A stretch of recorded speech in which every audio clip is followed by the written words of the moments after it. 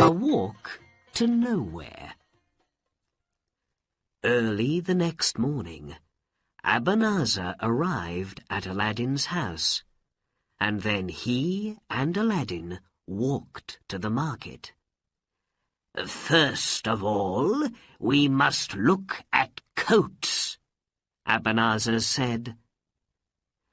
Soon Aladdin had an expensive new coat, and he felt very happy. Then Abanazar and Aladdin walked through the market and looked at the shops. They drank coffee, talked to people, and had a very good dinner. It was a wonderful day for Aladdin. On Friday, when the market was closed, Abanazar took Aladdin to the beautiful gardens in the city. They walked under the trees and talked about a shop for Aladdin. "You are very good to me, Uncle," Aladdin said. Abanazar smiled. "But of course," he said, "you are my brother's son.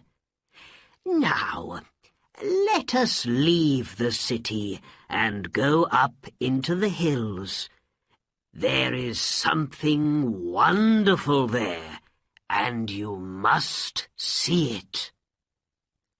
They left the gardens, walked past the Sultan's palace, and out of the city, up into the hills. They walked for a long time, and Aladdin began to feel tired. "It's not far now," said Abanazar. "We're going to see a beautiful garden, more beautiful than the garden of the Sultan's palace." At last, Abanazar stopped. "Here we are," he said. Aladdin looked, but he could see no gardens on the hills. "Where is this garden, Uncle?" he said. "First we must make a fire," said Abanazar. Aladdin did not understand, but he made a fire for his uncle on the ground. Then Abanazar took some powder out of a small box and put it on the fire. He closed his eyes and said, "Abracadabra!" At once, the sky went dark. Black smoke came from the fire, and the ground under the fire began to open. Then the smoke went away, and in the ground there was now a big white stone with a ring in it. Aladdin was very afraid. He began to run away, but Abanazar took his arm and hit him on the head. For a minute or two, Aladdin could not speak or move. Then he cried, "Why did you do that, Uncle?"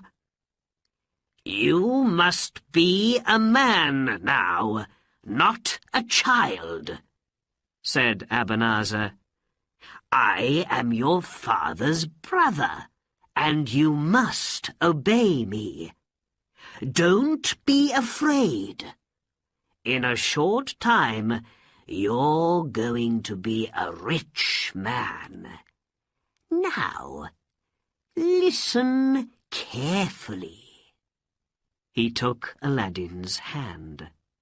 "Only you can move this stone.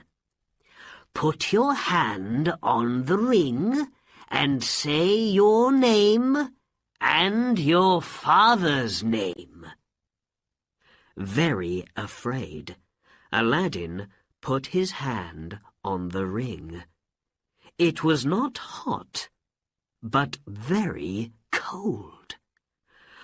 "I am Aladdin, son of Mustafa," he said. The stone moved easily, and now Aladdin could see stairs under the ground. "Go down those stairs," Abanazar said, "and then through 4 big rooms. In the last room, there is a door into a garden, and under one of the trees, there is a lamp. You can take some fruit from the trees, but first you must find the lamp. Bring the lamp to me." "Please come with me, Uncle," Aladdin said. "No, only you can do this, my boy." Abanazar took a gold ring off his finger and gave it to Aladdin. "This ring is magic and can protect you," he said. "Be careful and bring me the lamp quickly."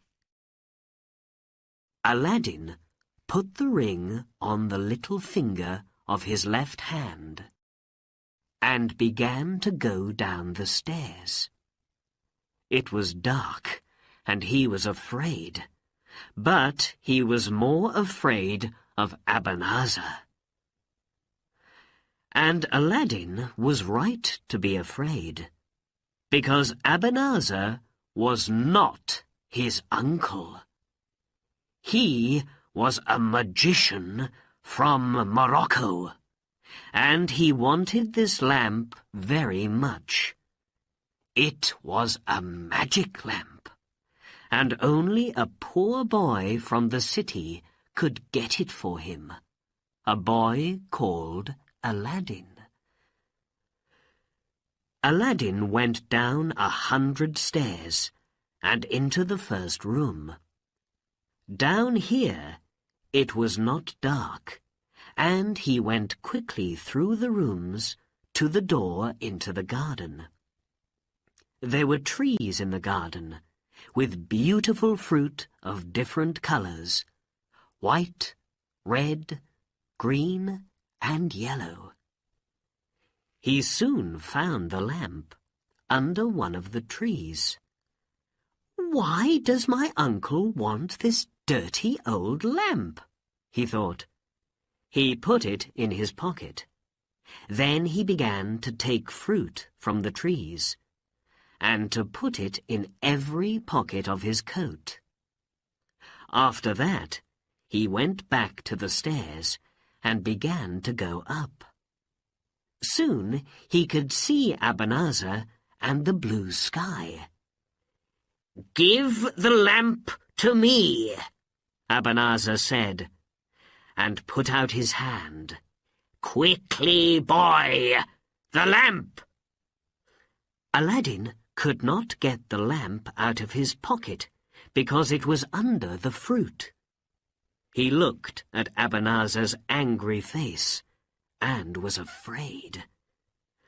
"First, help me out. Then you can have the lamp," he said. "Please, Uncle." "First the lamp," cried Abanazar. "Give me the lamp!" "No," Aladdin said. "You good-for-nothing! You dog! You and the lamp can stay down there!" Angrily, Abanazar ran to the fire and put more powder on it. "Abracadabra!" he called. The big white stone moved again, and now Aladdin could not see the sky. he was in the dark, under the ground, and could not get out. Chapter 3.